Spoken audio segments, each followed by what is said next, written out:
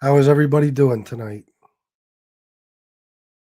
Um, I wanted to do this show for a couple of different reasons. I'll start talking about it in a minute. Um,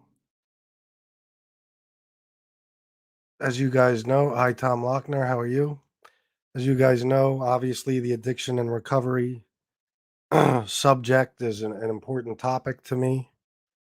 It's something I like to talk about from time to time. West Texas burrito. What's good, man? How you doing, buddy? Um, and sometimes you have a bad day or you're down a little bit. Start to think about things like this. Todd Father, how are you, my friend? Edward Everett, how you doing, bro? Um, Frankie Brooks, how you doing, buddy? Email me. I want to talk to you. Um, a lot of this for me, the reason I'm doing this tonight is because of the interview I did tonight on Armchair MBA with Tom Lavecchia. Um, anytime I tell my story, anytime I talk about my addiction and my history with addiction, it obviously makes me think. Makes me think about my life, makes me think about my future, makes me think about some of my choices, and it makes me think about other people that I've had around me as well. How you doing, Pink Veal? Um, and it makes me think about you guys because a lot of you have gotten in touch with me, or at least you've been in the chat and you've spoken about your own um, addiction issues with struggles with recovery, maybe relapse, things like that. So I'm doing this show for a reason, and once I get some more people in here, I'll explain it because I only say that because if not, people will be lost when they jump in 15 minutes from now. So let's see what everybody has to say. I'm not sure who you're speaking of, Pasha, but I'm assuming it's one of two people. Yeah, Pink Veal. It does, man. Comedy always helps. Thank you. Um,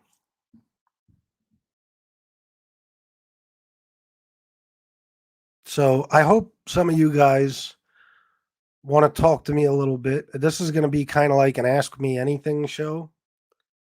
If there's anything you want to ask me about my life, my addiction, um, my crimes, you can ask and I'll answer to the best of my ability. Might not have a ton of viewers here. We never do for the addiction and recovery show, but they're not about that. It doesn't matter. If one person was watching, I would still do the show. So, um, but it's important to me to do these every now and then, like I said. And I know it's important to some of you guys. Frank Gerard for Tello Productions. How are you, my friend? Today had a tough time. That depression's always lurking at these shows today. Vinny, then Mob Reports, and you on Tom really helped today. Thank you, Chris.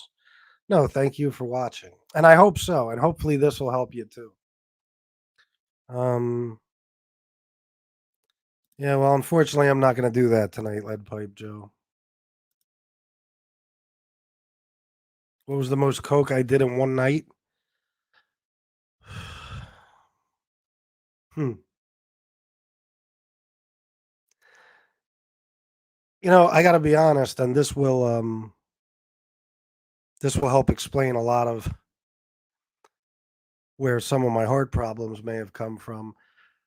That I remember 3 grams, so just under a ball, and I remember that because I weighed my stuff. I always, before I knew I was going to be on a roll for the night, I would weigh what I have. And the next morning, I'd weigh it again and see what was left. And that night, I had 56 grams. I had 2 ounces. I just got it. And the next morning when I woke up, I had 53, and I didn't sell anything. Styling and profiling. FBS, I was there to support you on the other show, but I don't trust Tom. Just be careful with the guy. I understand. I hear you. And thank you for being there for me. Stick with weed, lesser of all evils. I guess if you're going to do something, yeah. FBS, from talking to you, you are letting people heal from your mistakes. With my situation, I'm still being guilted into forgiving. I'm taking whatever time I need. Well, thank you. I'm glad that this is helping you or anyone else heal. But yeah, don't be guilted into anything. Take your time. Do it um, on your own schedule, on your own timetable. And listen, the people that hurt you, through their addiction, they're just gonna have to accept that you can't rush people. You can't make anyone do anything they don't want to do. You can't make anyone forgive you. I learned that just a couple of years ago, and it's a lot of the stuff still hurts, but you know my favorite saying, right? Acceptance is the end of all suffering. So people just have to accept that they hurt people, they did things that affected other people's lives, and if they want to be forgiven or if they want to have some sort of entry back into those people's lives, they have to give them time. Important thing is don't beat yourself up. This is true too. But I'm sure at least in the beginning of our recovery, we all beat ourselves up a good bit. Would I stay up for days or take some pills to sleep? No, that's how I became a serious alcoholic. I would drink myself to sleep. And then, when the alcohol wasn't bringing me down, I would mix benzos. I would take Xanax, I would take Ativan, I would take Klonopin. Klonopin was my favorite. And if I didn't have any alcohol at all, see, I had this problem when I did coke. This is how I know I always had heart problems long before they were diagnosed. I could be with 10 people, we could all be doing the same amount of coke, right? But as soon as I did some, my heart just got out of control. And I would have to drink and stuff to calm my heart down. It wasn't even as much about the geeking out because I was doing so much coke. I had a super high tolerance. But I would have to drink just to do coke because I knew my heart was going to get crazy, skipping beats and racing and pounding. So if I didn't have alcohol, I would take some Xanax first. And I had some very bad experiences. I don't recommend that to anyone. It's a hard road, but in time things fall into place. That's what I'm hoping. Miss can't be wrong.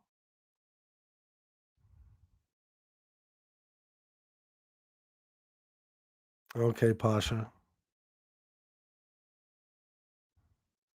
I don't know who you're talking about. I'm assuming you're talking about Tony, but I don't, even want to get into that.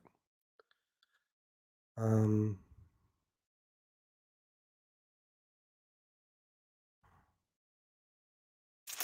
Let me see something.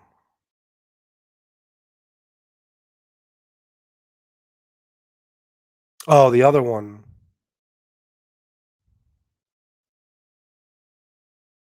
Yeah, ignore it.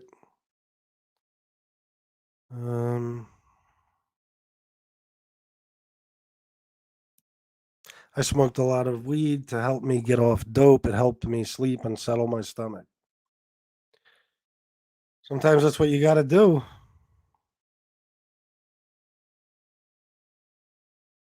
I never liked coke. I had 11 surgeries, so I loved my painkillers. Yeah, I had a patient pass away from alcohol detox. It happens. It happens often. People don't realize it. In my life, when I was a full blown alcoholic, yet too young to even buy alcohol, I would beg them to go get me a bottle of vodka. I'd be in tears, banging my fucking head against the wall because I was in so much pain.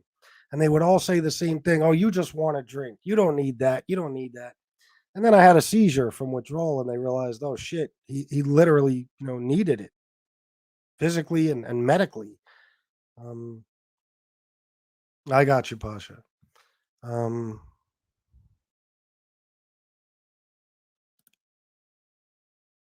But that's what a lot of people do to addicts and stuff is they think that they're just enabling you. Well, you're in a time like that where you're in severe pain, you're extremely sick, or especially with alcohol or benzos. People don't understand the withdrawal from that will kill you. Heroin withdrawal will make you wish you were dead. But benzos and alcohol, you will die um, from the withdrawal. So, and I made the mistake my first time of thinking I could just quit cold turkey. And, look where it landed me. Uh, so, you got to be careful. The mixing of any and all drugs, alcohol is extremely dangerous. Yeah, I read one time about mixing cocaine and alcohol because, you don't hear about that being dangerous compared to like mixing benzos or dope and benzos or either of the two and alcohol. But your body makes like a third drug when you mix cocaine and alcohol. It's a complicated thing to understand, but you can look it up. It seems like you're okay. Like we all know of Coke and alcohol to be like cereal and milk. I've always said that peanut butter and jelly, they go together hand in hand. But mixing them isn't good either. Frank Gerard for Tello Productions. I've been on Xanax for years, but I'm cutting back and taking natural supplements. It's hard, but I'm getting better each day. Anxiety is a nightmare. I understand, Frankie, and I wish you the best of luck. And I'm always here if you need me, if you need to talk or anything. You already know that. Um, but do your best, man, and don't give up because every fucking time you relapse, especially on something like that, you start from square one. Excuse me, let me turn a fan on.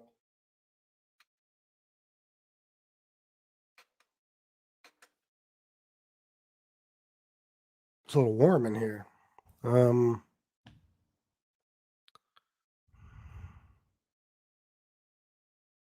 can I unblock Slug? Yeah, give me a second. Was he just blocked?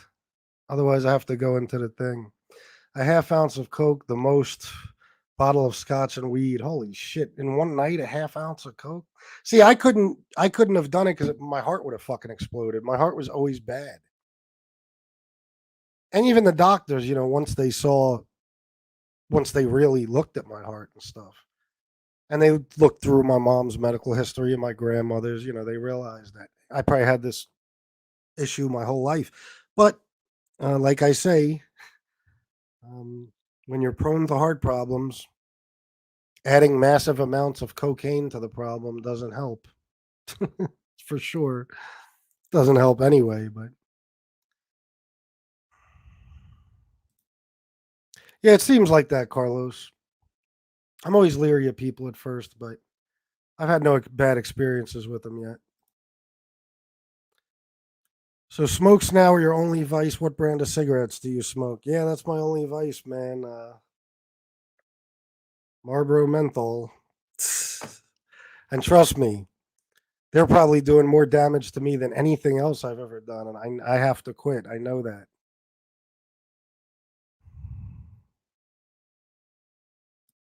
Um, Brooklyn Bounce, you're always there for this. Thank you, everybody. Hit the like button if you want. Doesn't really matter. Um, the spiel. Thank you, Carlos. I appreciate it. Listen, I hate those interviews only because I feel like I'm rattling on. My story is so long and complicated, like to tell it in a linear fashion, like without stopping, it would take an hour. And I know because I've done it in AA meetings I spoke at. So Tom will ask a simple question, or Vinny or whoever's interviewing me, and it'll have a 10-minute answer, but there's really no way for me to leave things out to explain everything. And even tonight, I had to leave a lot out. So it's hard for me. And I hate listening back to them. But benzos are a son of a bitch. They absolutely are, man. Nelson Pad 50. It's hard to get that monkey off your back. Thank God you have a chance to talk about your experiences. Absolutely, Nelson Pad 50. Thank you. And that's another reason I did this show tonight because Tom said something and he's very right. It's a miracle I'm alive. And it's not just Tom saying it.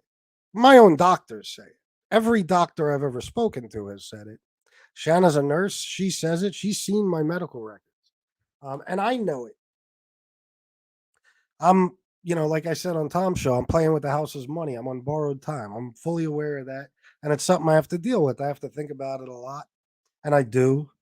Um, but there's nothing you can do about it when that's the case. You just have to make the most out of every day and try to leave a legacy of some sort behind. Um, that's it. You absolutely cannot cold turkey alcohol or benzos. No, you're right, Miss Can't Be Wrong. Pasha, me too. 5 surgeries in 3 years. Those pills were so bad. I was in pain. They worked, but made me a zombie. Hard drug oxy. Jesus. Sup, TT the Norwegian? How are you? Dangerous to mix Xanax with opiates too. Yeah, there was a friend. It was a friend of a friend. They called him Bubba. Right. This guy. It's a sad story. I think he was 20 years old, and when he couldn't sleep at night, he would take his mom's Xanax. And one night he took like I don't know. I think it was like I forget what they told me. I want to say 4 milligrams, which is a couple of Xanny bars. That's a pretty high dose. But he slept all night. But the next morning, he got right up to go to the methadone clinic like he did every day. And he died right there. He took his methadone and died right there in the office. So it is. It's dangerous. Coke is the drug where you actually feel better when you stop. I agree. I have a lot on this topic. LOL. That's cool. Feel free to share it, man. And if anybody wants to come on and tell their story, I'll drop the link for you. That's what these shows are for, guys. Slows your respiratory system down, body forgets to breathe, and boom. Yep. What's up, Boots? Glad to see you here. Um, I had major shoulder surgery. I was on Oxy for 3 weeks. That was so difficult to say enough. Oxy, and I was taking it only because the pain from my surgery was so painful. Yeah, I know. Listen, I'm knock on wood. I've been fortunate enough to never have a serious injury or something where I needed pain pills. And trust me, the thought of it happening terrifies me because I know me. And, not only that, you don't even have to have an addictive personality or anything. Those opiates will take anybody under. But like Shanna, it's another reason I have so much respect and love for this woman. She deals with fibromyalgia. She has unbelievable nerve pain pretty much every day, all day. And she's got a couple of other things that cause her pain. Her legs are always in pain. Her joints are killing her. And she will not, for 3 years now, she will not take a narcotic. She turns them down every time the doctors offer them. She takes Excedrin and she does her best. I don't know how she does it, but yeah. And so many of people that get hooked on these opiates now, they don't start with heroin. It's something they got prescribed in a doctor's office. It's a shame. I know that, Chris, and I'm grateful for your brother. Same to you, man. I'm grateful for you. 3 years on subs. Yeah. What's the end game? I see. I'm only asking because I don't know. Do they taper you off those eventually, or how does it work? Pounding pink veal. I had open heart surgery, and 6 months later, shoulder replacement. I self weaned off oxycodone and tramadol. Wow, good for you, man. Congratulations, too. Yeah. Yeah, I haven't had, I've never had the open heart surgery, but I've had the defibrillator put in place, which is a couple of incisions, and I had a PVC ablation, which is pretty bad.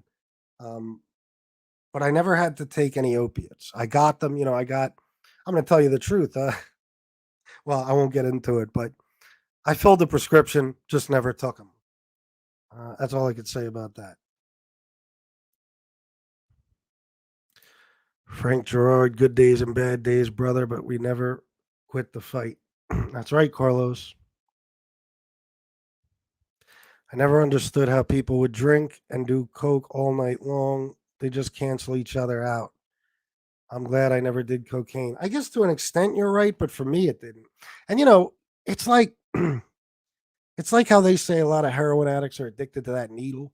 Coke addicts are addicted to different aspects of the high and the use of it. Like me, I wanted that drain. I loved it. I loved that drain and my throat getting numb and all that shit. I don't know why, but I loved it. A lot of people do. So even if I wasn't feeling the effects of coke, I would do it. But I felt the effects too because they cancel each other out to an extent. But if you got good coke, you're not getting that drunk. The drinking just keeps you calm. It evens you out. Mixing pills made me overdose twice. Fuck all that. Yeah, forget that, man. Um,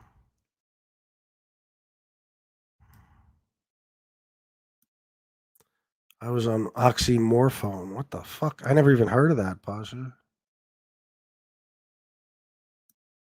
Oh, okay. All right, give me a second, guys. Let me unblock Slug. I don't want anybody to miss out on this, especially this show. So let me unblock him real quick. You'll still see me, but I'll be a little distracted because this is a fucking pain in the ass to do. Settings, community. There's my mods. Let's see. I hope he's easy to find because I think there's like 350 people blocked. Um,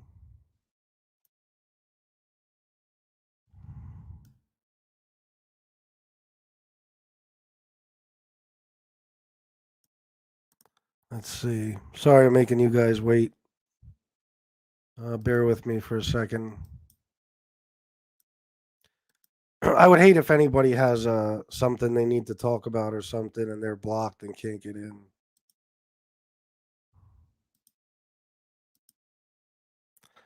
Well, I know. Wow, a lot of these names I've never seen.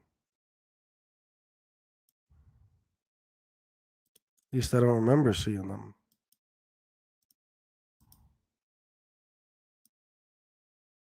Where the fuck are you, Slug?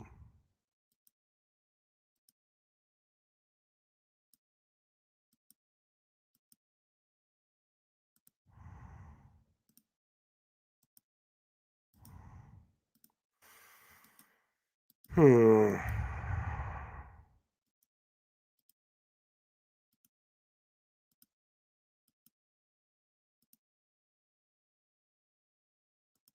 Can't find you.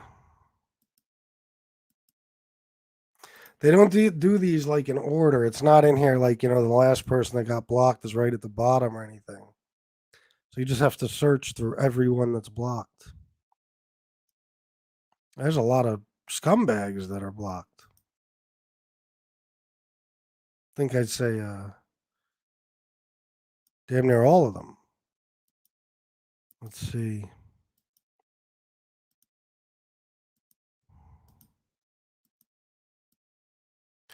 Yeah, I can't find it as of now. I can't find him. If I'll tell you what, if he sends me a link to his page right now, if he sends me a link from his about section on his page, I'll go to his page and unblock him. I'll make it way easier. So let's see. Good evening, Carol. FBS one step at a time, absolutely. You want to be honest? I'm not sure what your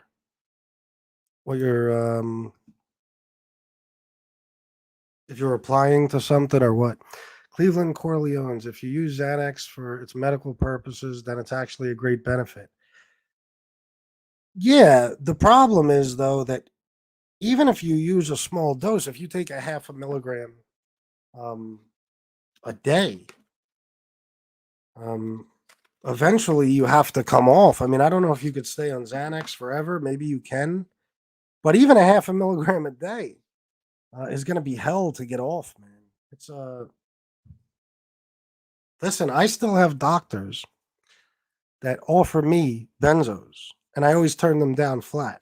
I will not do anything like that. I won't take anything like that. I'm on a couple of different things for anxiety, depression, but I don't take benzos. If you need it, I'm not saying don't do it. Everybody's different. Do what you have to do to get through life. Just be careful because eventually you have to come off it. And it's hell. I told you, the guy I was in rehab with that was there the longest, he was there for 6 months being weaned off Ativan. 6 months. When he left, altogether he paid $270,000. Now that rehab I was in was about 55,000 a month. But FBS, you got to stay healthy for babies to come. They're joy for grandbabies to come. They're a joy. I know. I know.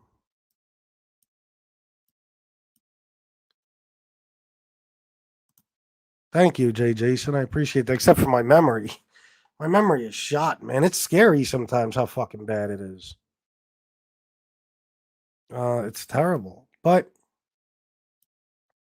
I talked to a doctor about that, and he said that's forever.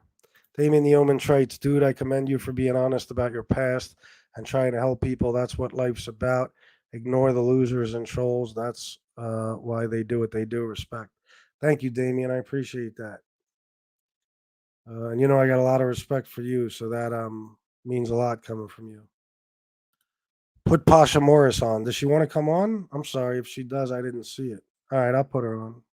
Tom Lochner, I got to go, but have a great show and night. Thank you, Tom Lochner. I appreciate that.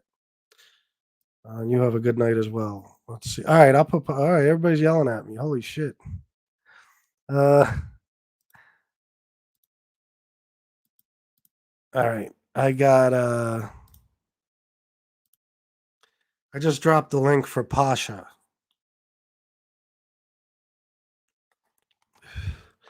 Needle coke has insane drain. Really? How does that work?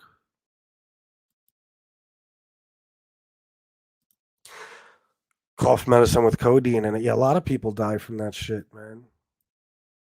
Smoking Tommy. I've been on oxy and fentanyl for 8 years, along with gabapentin.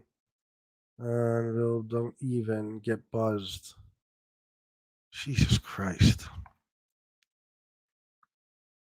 Wow. Yeah, they listen. When I had my PVC ablation, they had to keep me awake for it. They would not give me a general anesthesia because they needed my heart to do what it was doing. Like, in other words, if they would have put me under completely, my heart would have calmed down and they wouldn't know where to find the PVCs. And all they did was put me on fentanyl. And I'll tell you what, um, I was so knocked out and out of it. I wasn't asleep. I was awake, but I was just so out of it. And I didn't even remember most of the surgery. And that surgery took 6 fucking hours. So I don't even, I can't even imagine what it's like to use it in a regular circumstance. Doing a ton of coke makes you thirsty too. Absolutely. It's been many, many years. Let's see. I dropped the link for her. I don't see her. I'll drop it again.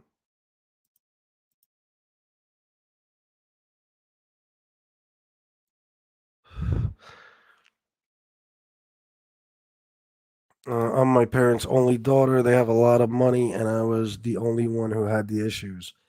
Same thing in my family, except they didn't have any money. But um, my brother had a short, like a short period of time where he was using drugs heavy and shit, and he was a drinker to an extent, but he never had the problem. My dad, my mom, they never drank. I never even saw them have a drink. Um, no, my grandmother drank scotch all day, but it wasn't like she drank it with her meals and shit. I never saw her drunk. Hey, Pasha, Hey, how y'all? how you doing? Y'all okay? I'm okay. Good, Pissed good. off, but I'm okay. I just wanted to tell my story. Um, Okay. I was the only daughter out of four brothers, and I'm the youngest child by 11 years. Um, Everything I wanted in life, I got everything, right? And after a while, I got used to it. You know, you get used to things You do what you're gonna do. You say what you're gonna say. You do what you're gonna do. Right? So, um, I got everything, and at 12 years old, one side of my face completely stopped working. My mom and dad didn't know what happened. We didn't know. So I went to all types of doctors, everything. And finally found out one side was just completely gone. So at 21, when I first got in college, I started having surgeries. I had 11 surgeries in 5 years. And they actually lift, like they cut on your hairline and they do all that and they get all of that out. And they put a muscle and a nerve from your leg into your face. And then when you smile on one side, you can smile on the other side. Wait, Yeah. see? Yeah. Okay. After that, I went to college, got my degree. Everything was done. I started working with DHS, Immigration Customs Enforcement, because in Lumpkin, Georgia, and Alabama, it's right across the line. Lumpkin, Georgia. You go to Lumpkin, Georgia, right across the line is Georgetown and Lumpkin. It's an immigration prison.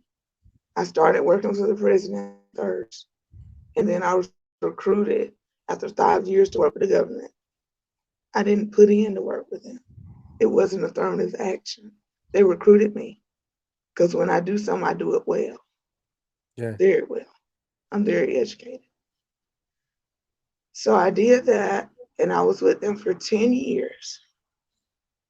And just one day, I just woke up one day and I said, you know what? All the stress that people go through, all the things that people go through, it's not worth it. You're here the one time that we know of. You're here for this one time. Yes, people have to work, but spend your time making relationships that money can't buy, you know. And when I was having all those surgeries, I got addicted to pain pills. I was addicted. I'm telling you, I would take 10 on the way to work, 10 on the way home. I got addicted to them. That's how I know when other people take them. That's how I know. You addicted, baby. You high. That's how I know when people are high. I've been there. I know it. And I didn't have any other choice. My mama don't even drink beer. I can give my mama a beer right now. She'll be drunk. But Yeah, I hear you. that's I'm trying to tell people addiction does not just come after people in one class, one race, one way of life. Addiction can come after anybody. Anybody. Yeah. I had everything. I, my mom and dad, they're here with me. I don't work for the government. I haven't worked for the government in over 7 years, you know? And it's because when you know something is driving you to do the wrong thing, you get away from that something. Stress Yeah.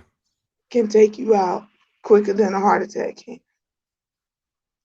And I'm Yeah, so tired absolutely. of people saying that I'm a troll. All I do is say things. Stuff. Yeah, I'm a big personality. Everybody that knows me knows the same thing. That's just me. But the thing about it is, I'm never going to lie to you and play with you and tell you that something ain't the way it's supposed to be. I'm always going to tell you the truth, whether you want to hear it or not. I'm going to tell you the truth. And that's just the way I am. And I'm smart. I know about mob history. I know a hell of a lot more than Lee does. And that's why he's mad. See what I'm saying? Yeah. It's, I don't know. But all I know is everybody else talks about him and they say stuff about him. But right now, he's not going to get away with saying what he said. I've already talked to my attorney. He's watched it. And when I tell you I'm getting all that damn check, I'm getting that little $700 check. And I don't care what he got. He go live in that damn van. That's all I care. Well, I'm not playing. But I mean, y'all just if you have an addiction, talk to somebody that you trust, get it out in the open. Because once it's in the open, it can float away. Once it's in the open, it can go away.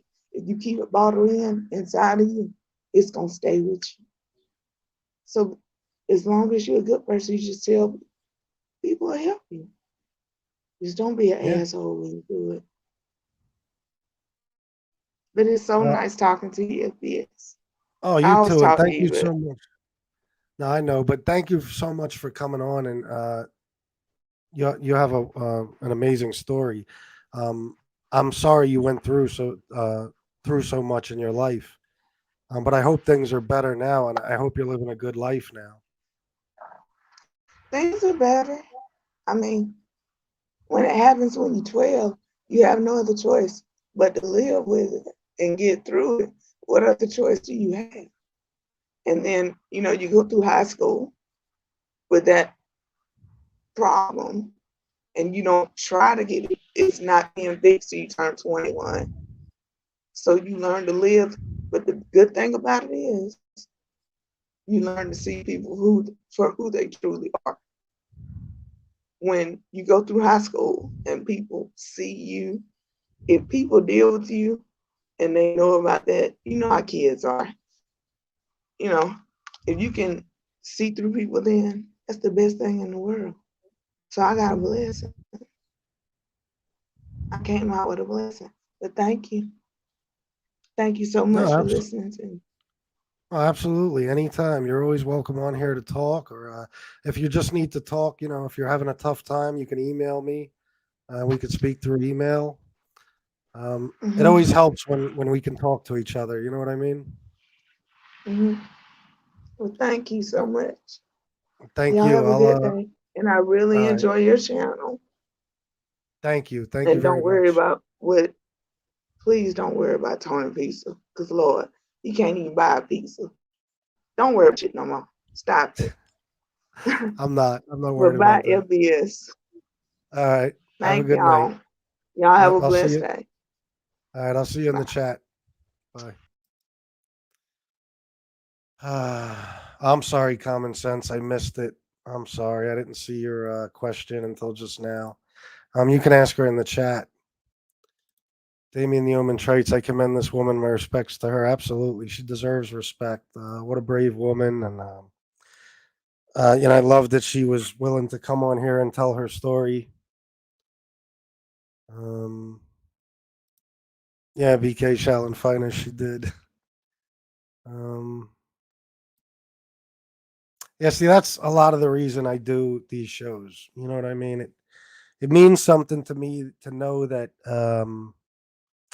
like, if this show helps you in any way, even if it makes you laugh, whatever it might be, then just doing the show is worth it. But doing these specific shows means a lot, obviously, because listen, guys, I'm no stronger than any of you. I just was fortunate and I came across some good circumstances when I finally decided I had enough.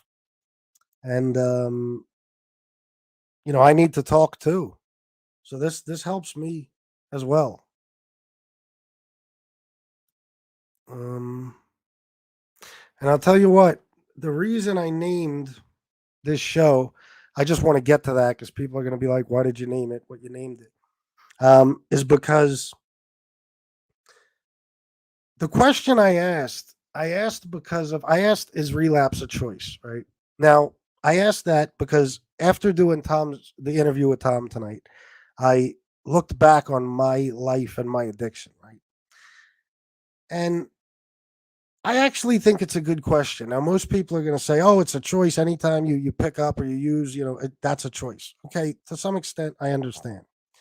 But what I mean is, for me, it was definitely a choice. Like, in other words, is it something? Is your addiction taking over and you slip, or is it a conscious choice to just go full bore right back into your addiction? Because I never slipped. I never what I did I would never call a relapse because it was never like, oh my, my brain just took over or my addiction and I just used and and now I'm back in recovery. I I guess am a complete fuck up and I would decide um that listen, I'm just not going to do this anymore. My first excuse when I was 19 and I had the seizure, my 21st birthday came around and I'm like, you know what? Fuck this. Everybody's babying me. They're afraid to even take me to a bar. They're afraid if we go to a restaurant to sit near a bar. I'm just going to show people um Jimmy Calandra. I sent him I sent him $1 last night with a note that said, this is all you're worth. Good job. Um, I, of course, knowing me and my memory, forgot where I was at, but so forgive me if I repeat myself. But yeah, I would get tired of being babied, and everybody's like, "Oh, you can't drink around Chris," and blah blah blah. So my excuse for starting to drink again was that, like, you know what? I'm tired of being treated like a baby. I'm going to show everybody that I can drink, and I'll be fine. And listen, um, every time that happened for a long time, I would just drink. Um, on certain occasions, or I was very careful not to go. My rule was 3 days. Don't drink 3 days in a row because within 3 days I'll be physically addicted again. Because once you're physically addicted, it's very easy to become physically addicted again. um, but eventually I did. I was drinking every day. So like it worked for me for a little. Like some people say, I could just drink every now and then. That's what I thought. I did for a little, but then eventually it's not every now and then anymore. Like I said on Tom's show, something bad in my life will happen. And it's like, now I'm drinking 24 hours a day and I got a good excuse because something bad happened. So that's why I say I don't consider what I did a relapse. I think a relapse is a mistake. Whereas my, um, in my case, it was a choice to just start using again. You guys can tell me what you think, but um, I tried to send them a penny too, Jimmy, but it wouldn't let me. On Cash App, I had to send at least $1. Relapse is a choice, but so is learning from mistakes and how you treat people and everything in life, everything else in life too. Um, yeah, yeah, I agree. Yeah. And like in my case, it took me fucking 39 years to learn from my mistakes. But it's funny, and this is why I'm such a proponent of rehab now. When before in my life, I never would have even considered going.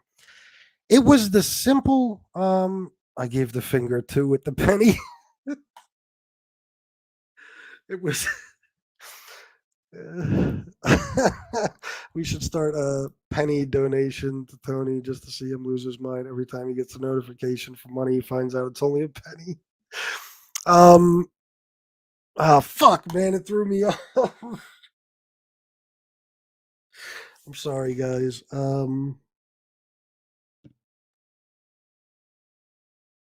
don't even know where I was at. Uh, John Martin, I didn't know you disrespected me and my wife, but I'm assuming you're trolling even now just so you can do it again. So whatever, have fun. But yeah, for me, it was a choice to just start using again, and I'd end up in the same situation. And like I said, it took me 39 years. That's what I was talking about, rehab. The rehab, first of all, like I said, I'm a lucky guy. I've always been very lucky in life, and um, I was extremely fortunate with the rehab. Um, Tony's jaw will be wired soon. Give it time. I um I got so fortunate when I called crisis intervention that day. It's so funny because they were actually going to put me in a rehab that's located like a mile from where I live now. It's not where I lived then.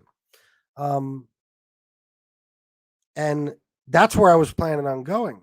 Then they called me later and they said, and it turns out that place is kind of a shithole. It's not a place you want to go. It's one of those where you're blacked out for like your first week, no phone calls, no contact, no devices, no phone, no nothing. Um, and then they called me back and they were like, listen, unfortunately, we were wrong. That place doesn't have a bed. We did find one place for you. It's a little further away. He said, this is exactly what the guy from Crisis Intervention said. He said, Chris, you can't miss out on this. You hit the jackpot. Trust me when I tell you. You'll see what I mean when you get there. And I got there, a little after midnight that night, and I understood what he meant right away. Well, maybe not so much that night because I was still so out of it. But the next morning, when the counselor woke me up to tell me that lunch is out in the like cafeteria area, and I actually looked around this bedroom I was in. Like I said, this place was 55 grand a month. If you're trying to picture it, for anybody who's ever seen those commercials for like Promises Malibu, well, they own this place. That's like where celebrities go and shit. And they owned this place that I went to. So it was modeled after that. I was in a huge, private bedroom. Well, it had two beds, but I had I was there 21 days. I never had a roommate. Um, Private bathroom, beautiful. I mean, closet filled with fresh towels and everything you could need. This was a rehab for rich people. I wound up there by accident. And trust me when I tell you, I probably didn't belong there. Matter of fact, I was the only one there that I know for sure was not a millionaire. I can tell you that everyone else there was. They were from different parts of the country. But the food was unbelievable. Like she tells me we're having burgers for lunch, but there's not just burgers. I mean, there's every kind of side and topping and like this sprawling thing and like drinks and that was just that lunch.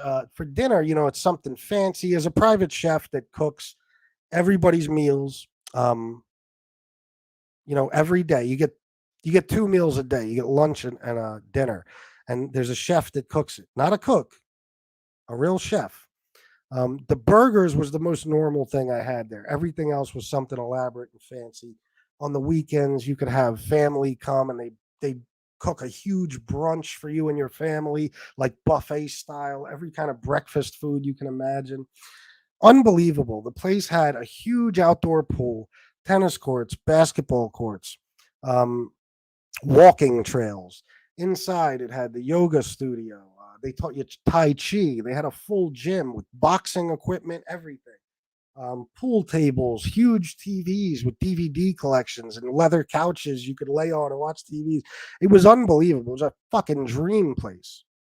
Um, it was truly amazing. I mean, put it this way, it's the best I've ever lived. Shanna would even tell you that if she could live there, she would. If she could go on vacation there, she would go on vacation. Um, so that was my first lucky break, but what it was that really did it for me wasn't the rehab or all the amenities. Oh, by the way, this rehab, you were allowed to have your phone, laptop, anything, because there were so many business people there that needed to conduct business. So I didn't go one day without my phone or anything like that. But it was the fucking separation from everything else. I was in a different area. I wasn't even sure where the hell I was. I was driven there. Um, and it was away from the streets, I mean, it was in the middle of the fucking country. So it was away from all that city shit. It was away from the guys I used to be around. It was away from people I would use with. And it was just the time away that did it for me. It wasn't the fact that I was in this glamorous rehab, and it was. I mean, uh, I'd go back for 3 weeks right now if I could. Um, Unfortunately, they closed. But this place was unbelievable. I mean, once a week you get a deep tissue massage. Like, I mean, it's that kind of place. It's like shit you see on TV.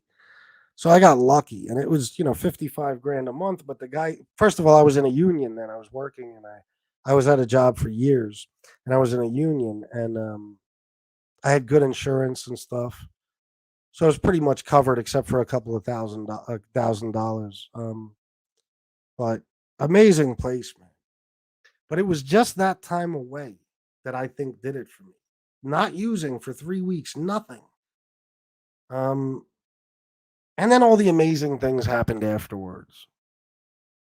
But that's why what I'm saying is why I recommend rehab to anyone who has a problem, because even if you end up in a shithole, which a lot of them are, um, you'll be away from everything. And trust me, things are a lot easier to quit when they're not right in front of your face, when you can't get to them. And then before you know it, after a few days, a couple of weeks, it's like you don't even desire it anymore. You don't even really crave it. So, but that was the one and only time I ever went to rehab. It took me till I was 39 years old.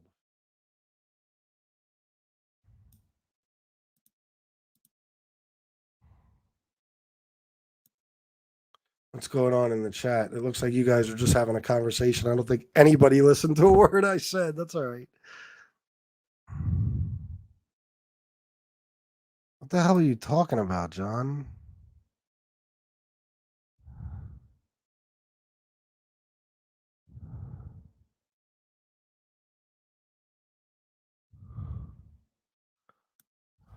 What the fuck is this?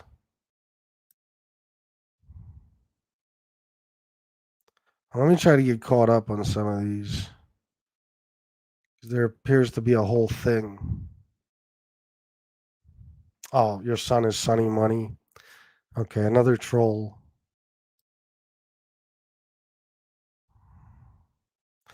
I know you're having fun, John, but maybe not tonight on this show. Thank you.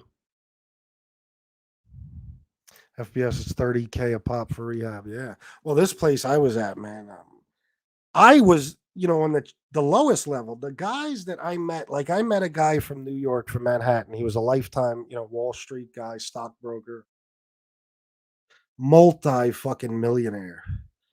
Um, this dude had, you know, his wife visited him in a fucking 2019 Bentley Continental, um, once a week. I mean, they lived in a fucking mansion. I saw pictures of it. It was but he obviously could afford it.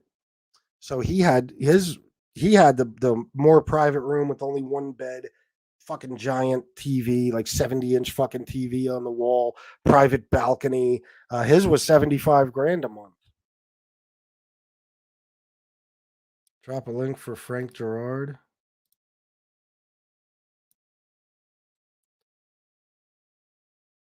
Oh, okay, that's Frank Fratella. Okay. I'm not used to that yet.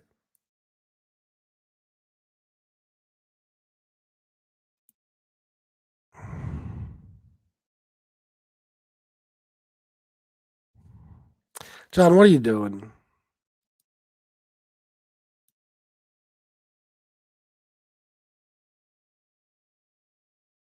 Does anybody believe that this is Sonny Money's father? Yeah, you got that shit right, Smoking Tommy. Um, and listen, you spend more fucking money if you stay in your addiction. You know what I mean?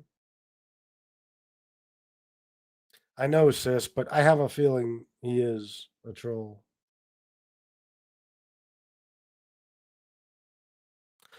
Um,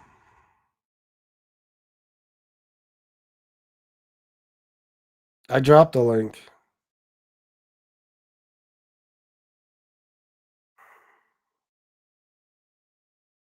Real Mob Radio went through the VA 3 times until I got it right.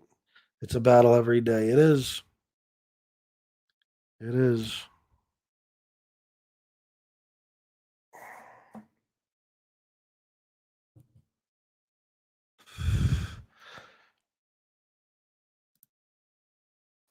What's up, Frankie? How you doing, Chris? Good. How are you? Yeah, I'm not a delay. Am I? You hear me? Yeah, yeah. I hear you. Yeah, yeah. Today was a good day of YouTube because I was depressed today and everything, and it was a great day with everybody. A lot of good stuff and everything today. You know. Really, really was. But you were talking about rehabs, right? I went to four Yeah. rehabs, right, in my lifetime. All in. I don't want to say where they were, but all like upstate type of rehabs, Jersey, New York area, and they were like being in jail, you know. But it gave you what it did was like it gave you structure, like you know what I mean. You had to work. You had to get up at a certain time. You had to go to bed at a certain time. You ate at a certain time. You had like a half hour of exercise and stuff, and just like being there and like you say, not drinking. It was hard at first. I didn't have to go to detox or anything. I was more like a Coors Light drinker. I would drink like a case of Coors Light like every other day, So, but when I got there, I was so banged up. But just like you make a lot of friends there and stuff, you meet interesting people. Because I was in construction, so you could be in a rehab with anywhere from, firemen, policemen, garbage men, and then you'll have, like you say, millionaires there. Wall Street guys and stuff, and it was a cool experience, like. And I'm not into the AA thing. I didn't believe in AA because like I never felt like I had to apologize to anybody or I felt I did it to myself. You know what I mean? Like I hurt myself by doing that. I don't Yeah. think I ever really hurt anybody by doing it, and I feel guilty by it. So I missed a lot of time. Like I would miss weddings or family events and stuff because I just wanted to drink. You know what I mean? It's a nightmare. It's terrible. But being in rehab, I learned a lot of stuff there, and it was a good experience and everything. And I really think anybody that has a drinking problem should go to rehab.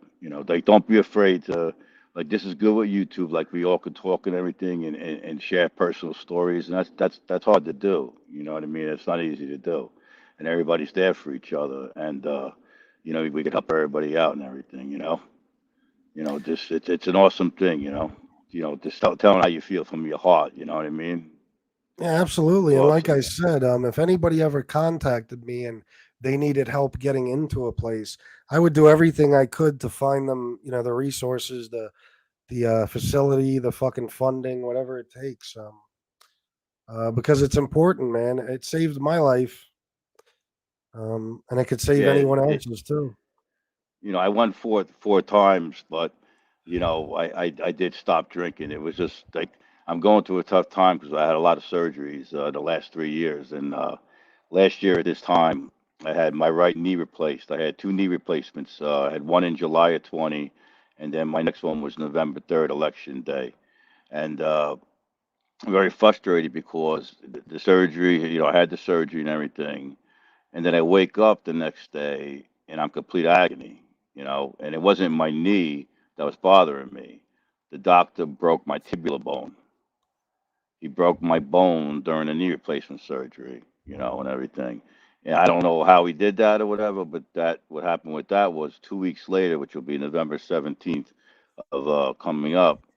Uh, I got what's called. I started getting fracture boils, and then I started getting my leg like a flesh eating disease was coming to my leg. And then all of a sudden, on November 17th, I started getting a fever, like about it was like 100, then 102. It went all the way up to 106, and I passed out. The next thing I know, I'm in a hospital, getting intravenous and everything, and I don't even know if I died. Like an hour went by. You know what I mean? Jesus. I had no idea where I was or anything. And I was in the hospital for 2 weeks, to getting the staph infection down because my white blood cell count was like really dangerous and everything. And if that would have went to my heart or something, I would have been dead. You know what I mean? So the infectious disease doctors were really on top of it and everything. And they had to go home with a PICC line pump for 2 months, getting that, and then I went to oral antibiotics. But I suffer with depression and everything I'm going through. I worked for 32 years and I loved my job and everything. And it's frustrating when you can't do it no more. Like people are lazy, they don't want to work. I wish I could still work, but I can't do it no more. Two knee replacements, three neck surgeries, two back surgeries, and I'm finished. My career is over. You know what I mean? And then you got to go through the whole problem of Social Security, and are you really hurt? And people fake the system, and you suffer. It sucks, and it makes you depressed. You know what I mean? It's terrible. It's a nightmare. I won't wish on anybody. You know, So where are you at now it's with it, with as your far as what. addiction and stuff? With your addiction, Well, your the thing, recovery? yeah, yeah. Well, the opiates. I'm stopped about 6 months ago, and I abused opiates very, very much. You know, I started with the fives that you get from surgeries, and then they don't work, and then you go to tens, and then the next thing you know, greens, and then you're at the blues. And it's the worst drug you could ever take. You know, it takes over your life, where you rather have a pain pill than be with your woman, be with your kid. You rather have that pain pill, like you fucking more than anything in the world, even more than $1 million. If someone said, "Take the pill, or I'll give you $1 million," you're gonna want the pill. It takes over your whole life. The worst drug you could ever take, worse than alcohol, cocaine. I did every drug you can imagine. That one is the worst drug in the history of the world. Yeah, It's the it's the worst one. devil. It Yeah, is. I'm and convinced. no, and the thing was, when I started taking them, they they were like giving them out like Flintstone vitamins. Like they in '96, '97 when they came out, doctors were giving you 200 a month. I mean, what am I doing with all these fucking things? Holy shit! You know what I mean? They just Yeah, couldn't wait to give you pills. And then the thing is, now they're so scared to do it, and people like me that had surgeries now that really needed it, they don't give it to you. Then you end up buying it off the fucking street. You know what I mean? It's just not. The doctor broke my leg, almost kills me, and gives me 10 5 milligram Percocets. You know, I mean, he broke my leg for Christ's sake. You know what I mean? But I know that I'll get addicted. I want. It's the thing I want more too. But it's hard to stop taking those things when you're constantly in pain. You know what I yeah. mean? You can't. Nobody knows what it's like to be in pain. It's a nothing works. And I don't give a shit about those sports creams and this and that. It doesn't work. It doesn't work. You know what That's I why, like mean? I It's said, I'm so grateful that I never had to deal with an injury like that because yeah. you can't blame No, it's people for taking these fucking pills they're subscribed. I mean, or prescribed. I'm sorry. When you're in that kind of pain, what are people supposed to do? They have to take it. yeah. You can't. It's the worst thing when your mind wants to walk and you want to do things like you're 25 years old and you just can't do it and you get aggravated. You get fucking aggravated. You know what I mean? And you take one of those pills and you're 12 again and you're freaking fine. You know what I mean? But all Yeah, you're really doing is you're also masking the pain because I believe a lot of my surgeries probably could have been prevented if I just maybe would have got therapy quicker instead of taking pills for the pain, masking it and damage it even more. To the point where it leads to breaking necks and all that shit. And it yeah. does. That's the thing too. And then when you stop taking them, you can't even move. You're like dead. You have no energy. You can't do anything, and your feet shakes the whole time. You get that lazy foot syndrome thing. You ever get that? It's a nightmare. That No, lazy leg thing. Yeah, anybody that's ever gotten that, it's like the hiccups 20,000 times worse. Your leg can't get comfortable. Nothing you could do. It's like it's feels like it's like heated on your foot. It's killing you. It's a nightmare. Anybody that's had a problem, that's had a lazy leg, it's a nightmare. You know, what do you think the solution is, Frankie? I mean, the doctors. as We like to far blame. Well, I mean, as far as what can people do? I mean, you can't, and when you're in that kind of pain, you can't not take something, but then, within days you could be hooked on these things. So what the hell do people do?